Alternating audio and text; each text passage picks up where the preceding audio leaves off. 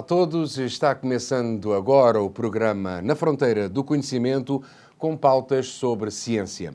Aquela ciência que nos cerca a todo momento e em todo lado e que você nem sequer dá por ela. Um programa que vai ao ar todas as semanas neste mesmo canal e sempre com um convidado especial que conversa sobre assuntos de interesse nas áreas de ciência, tecnologia, ensino e educação. Por isso, sinta-se à vontade e fique connosco na próxima meia hora. Sabemos o quanto a fisioterapia contribui para a recuperação de numerosas enfermidades e de situações motivadas por acidentes graves e também por lesões no esporte, sendo considerada uma ciência da saúde aplicada ao estudo, diagnóstico, prevenção e tratamento de disfunções cinéticas funcionais de órgãos e sistemas do corpo humano. Além disso, a fisioterapia estuda os efeitos benéficos dos recursos físicos, como o movimento corporal, as irradiações e correntes eletromagnéticas, o ultrassom, entre os outros recursos sobre o organismo humano. A fisioterapia adquiriu, ao longo dos anos, um papel importantíssimo no contexto médico mundial, sendo que o fisioterapeuta é capacitado a diagnosticar disfunções, avaliar, reavaliar, prescrever tratamento fisioterápico, emitir prognósticos, elaborar projetos de intervenção e decidir pela alta do paciente. Mas, para que a fisioterapia tenha efeitos cada vez mais benéficos para as pessoas, são necessárias pesquisas e estudos cada vez mais aprofundados, inclusive com a introdução de metodologias multidisciplinares, ou seja, com o auxílio de outras áreas do conhecimento. O Departamento de Fisioterapia da Universidade Federal de São Carlos, da UFSCar, é um dos exemplos de sucesso nesses tipos de estudos, com docentes e pesquisadores envolvidos em trabalhos de pesquisa que visam dar respostas rápidas e eficientes aos inúmeros problemas que se colocam no cotidiano do ser humano. É sobre este assunto que recebemos hoje no nosso programa o professor Dr. Nivaldo Parisotto, docente e pesquisador do citado Departamento da UFSCar, atuando nas áreas de fisioterapia, bioengenharia e biotecnologia. Em suas atividades profissionais, interagiu com 258 colaboradores em coautorias de trabalhos científicos e do seu vasto currículo ressalta o facto de ter sido o fundador e primeiro presidente do Comitê de Ética em Pesquisas com Seres Humanos e da Comissão de Ética em Experimentação Animal na Universidade Federal de São Carlos. Meu caro Nivaldo, muito obrigado por estar nesse programa aqui conosco. Eu é quem agradeço a oportunidade. Imagina, vai ser muito legal falar sobre uma área de conhecimento tão importante e tão vasta como é a fisioterapia. Nivaldo, ao longo do tempo, quais têm sido os principais avanços da área de fisioterapia no mundo? Olha, eu acho que uma das coisas mais importantes foi o que você já destacou na sua introdução, que é o desenvolvimento de pesquisas que até não muito tempo atrás era pouco comum na área de fisioterapia. Hoje, nós temos pesquisas com um grande desenvolvimento, com um patamar muito elevado de conhecimentos, chegando a se fazer hoje os chamados estudos clínicos randomizados,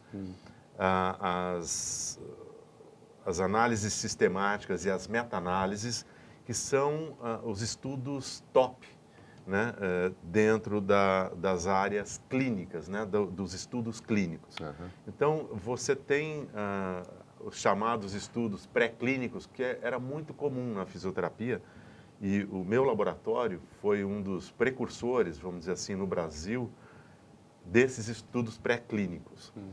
Mas não adianta você só fazer os chamados estudos pré-clínicos, que é o estudo com animais, com aquele processo mais básico de entender os mecanismos pelos quais funcionam os nossos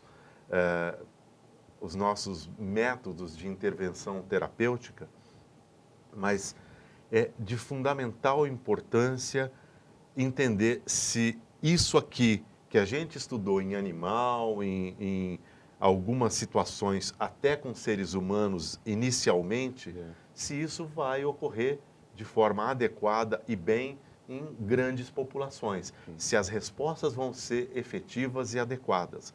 Então, o grande avanço que tem ocorrido na fisioterapia mundial hoje é essa possibilidade de se entender quais são as respostas dos seres humanos aos diferentes métodos de fisioterapia, como é que características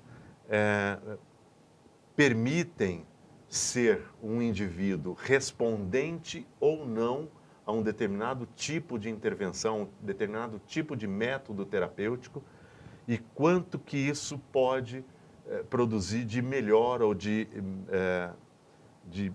Bem-estar, um aumento de bem-estar e isso, de de recuperação adequada para esses indivíduos, inclusive sob o ponto de vista do bem-estar, da qualidade de vida desses indivíduos, que era algo que até há não muito tempo atrás também era negligenciado.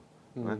Ou seja, você, só para citar um exemplo, você estudava dor.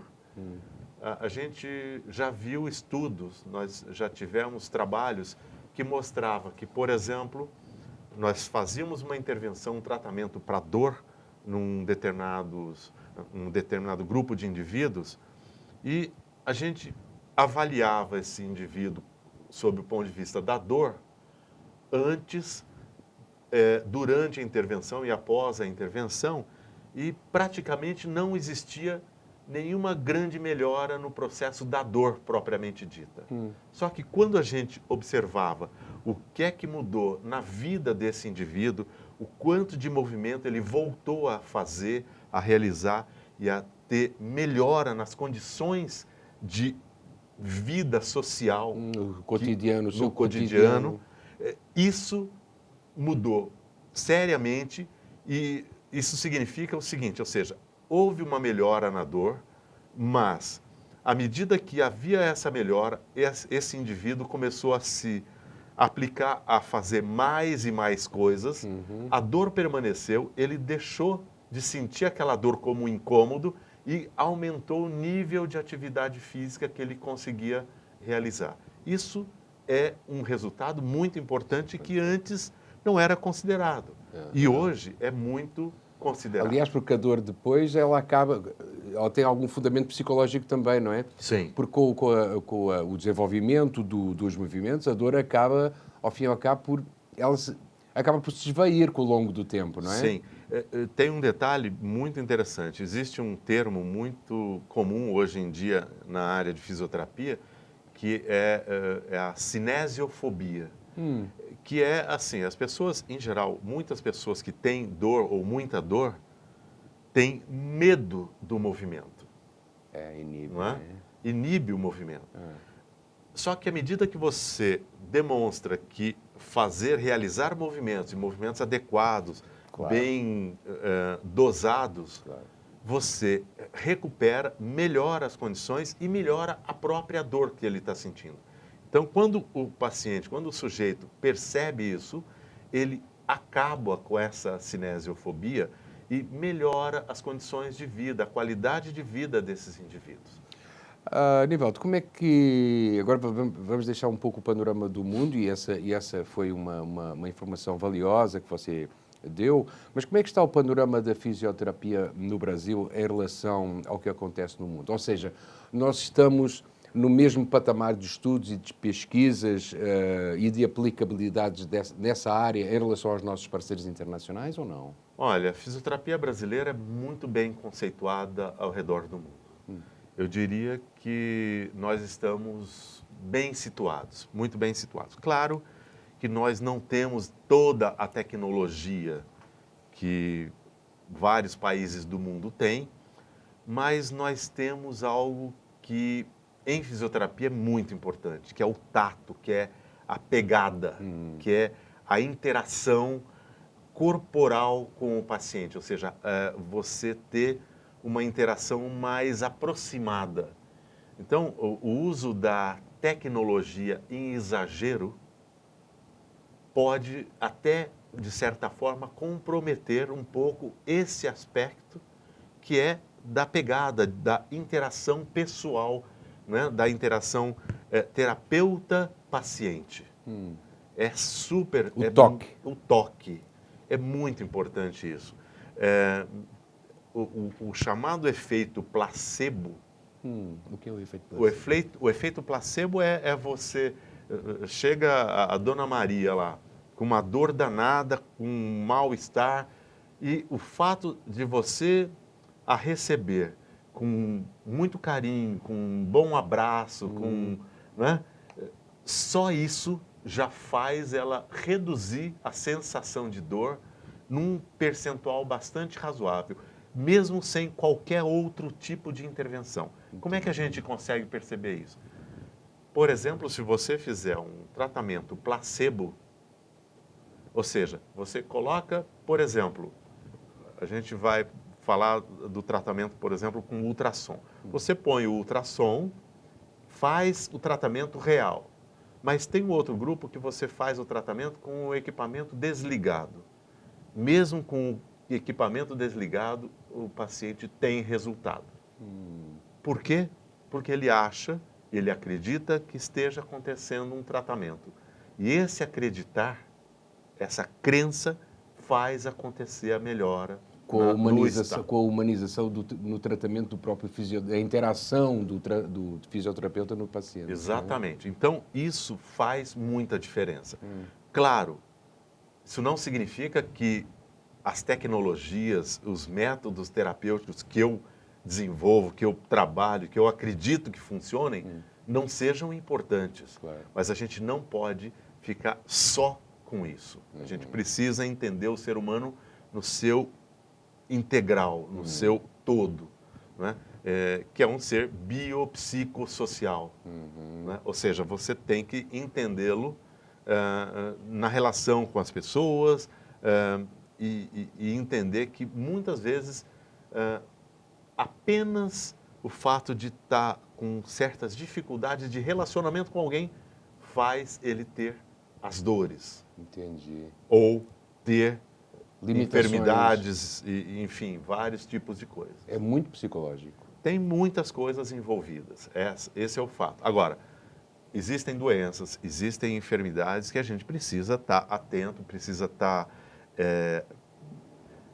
entender o que acontece, estudar bem e intervir no momento certo, da maneira adequada, e isso faz muita diferença também, sem dúvida alguma. Quando você fala da humanização no tratamento e na interação com os pacientes, eu me lembro, por exemplo, de vários exemplos, não só no cotidiano da nossa vida, que nós observamos, mas também aliás, até em filmes, que por vezes pessoas tetraplégicos, paraplégicos, que com a intervenção, por vezes, mais da área psicológica do fisioterapeuta, elas conseguem fazer aquilo que eventualmente não faziam na sessão anterior. Às vezes até...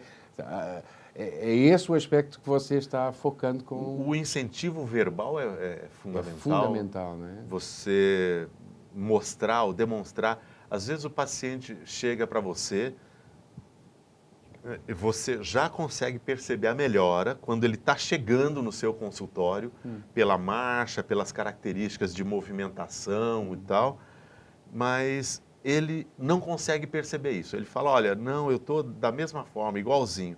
Só que aí quando você vai fazer os testes e ver o quanto de melhora no movimento, melhora nas condições e tal, e demonstra para ele, mostra claramente os valores, né, com os testes, com análises claras.